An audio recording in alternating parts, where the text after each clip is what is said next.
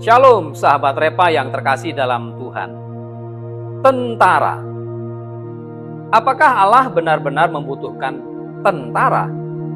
Sahabat, kita hidup di zaman di mana banyak orang berkata, kalau Tuhan berkuasa, untuk apa manusia berjuang? Di gereja ada yang berpikir, cukup doa saja. Di dunia kerja, orang berkata, cukup skill saja. Tapi realitanya, dunia sedang tidak baik-baik saja.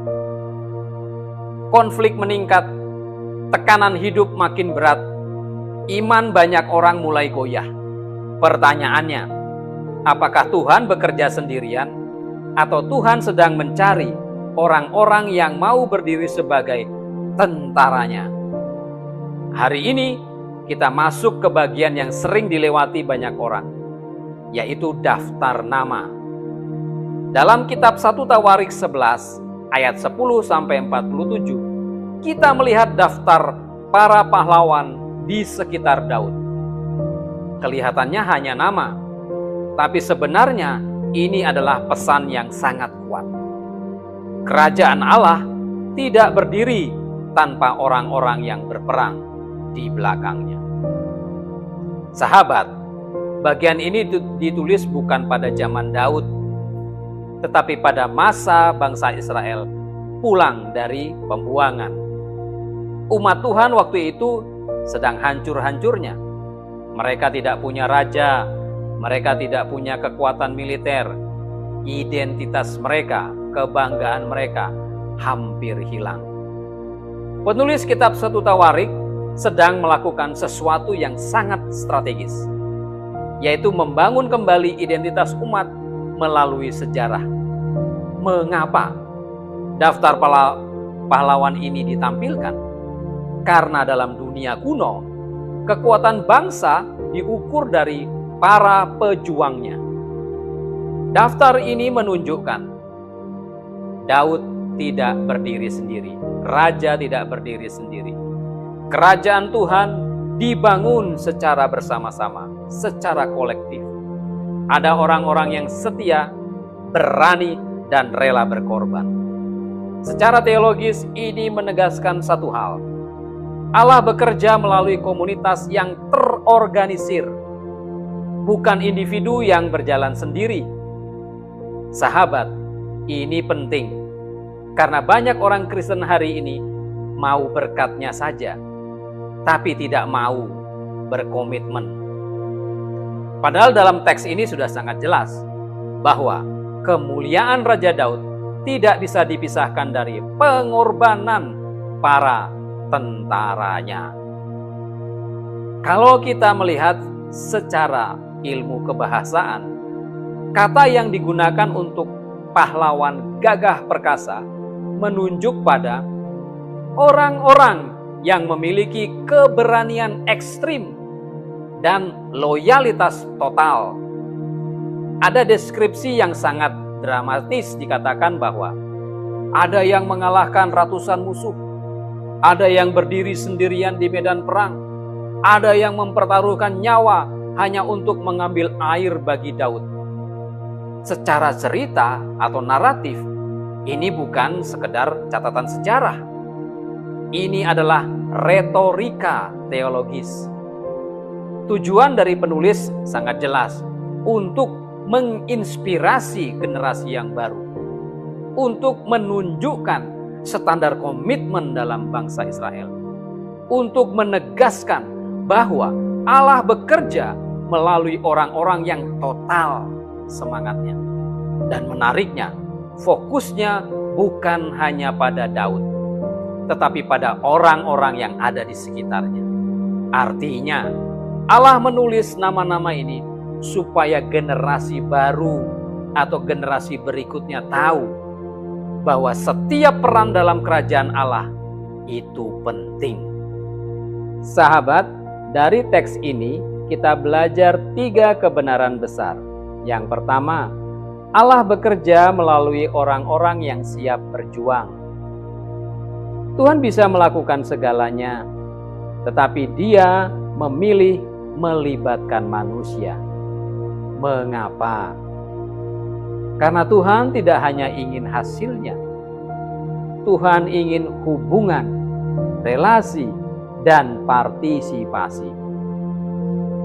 Iman bukan penonton, iman adalah keterlibatan, partisipasi. Yang kedua, kerajaan Allah butuh komunitas, bukan solo player. Tidak ada pahlawan tunggal. Bahkan Raja Daud pun butuh sebuah tim yang besar.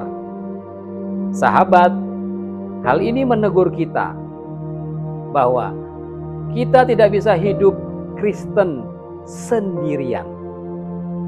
Kita tidak bisa pelayanan seorang diri. Kita tidak bisa hanya datang, duduk, kemudian pulang. Gereja yang kuat adalah gereja yang punya tentara rohani. Pelajaran yang ketiga, kesetiaan kecil menjadi bagian dari rencana besar Allah. Banyak nama di daftar ini tidak terkenal, tapi mereka dicatat oleh Tuhan. Artinya apa? Tidak ada pengorbanan yang sia-sia di mata Allah. Sahabat, mungkin Anda melayani tanpa dilihat orang, bekerja keras tanpa mendapat apresiasi, berjuang di dalam diam. Tapi hari ini Tuhan berkata kepada kita, kepada Anda, "Aku melihat, aku mencatat, dan aku memakai kamu."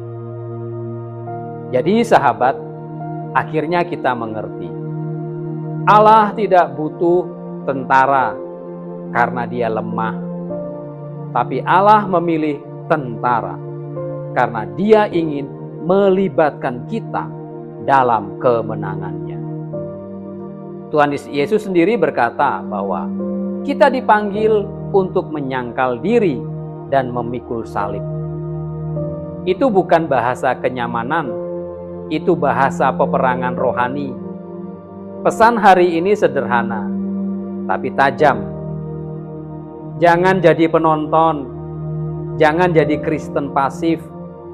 Jadilah bagian dari tentara Allah. Kalau Anda tidak terlibat, Anda kehilangan kehormatan untuk dipakai Tuhan. Mulai hari ini, bangun komitmen. Terlibatlah di dalam pelayanan. Berdirilah di dalam iman. Karena kerajaan Allah tidak dibangun oleh penonton, tetapi oleh mereka yang bersedia berjuang. Mari kita berdoa. Tuhan, hari ini kami sadar Engkau tidak mencari orang yang sempurna, tetapi Engkau mencari orang yang bersedia. Ampuni kami kalau selama ini kami hanya menjadi penonton, datang, duduk, dan pulang tanpa keterlibatan dalam gereja.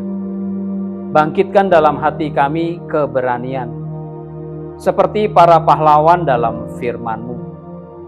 Ajari kami setia, walau tidak dilihat. Ajari kami berjuang, walau tidak mudah.